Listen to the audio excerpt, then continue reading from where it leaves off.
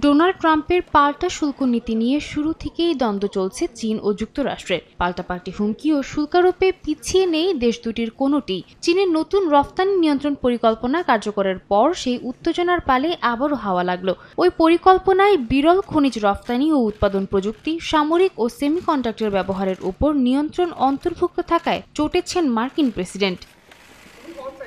চীনের এই নীতি কার্যকর হওয়ার পর শুক্রবার সামাজিক যোগাযোগ মাধ্যমে ক্ষোভ প্রকাশ করেন মার্কিন প্রেসিডেন্ট। বলেন, চীন প্রতিনিয়ত শত্রুতামূলক পদক্ষেপ নিয়ে যাচ্ছে, যা বিশ্ববাজারকে স্থবির করে দেবে। চীন সহ বিশ্বের সব দেশ এতে নেতিবাচকভাবে প্রভাবিত হবে বলেও সতর্ক করেন ট্রাম্প।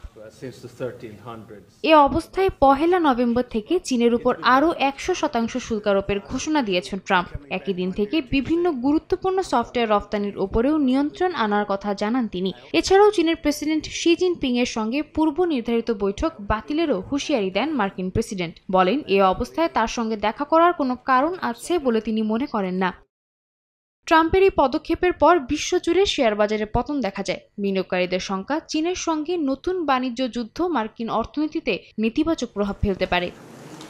সাদিয়া তাসনিম, সময় সংবাদ।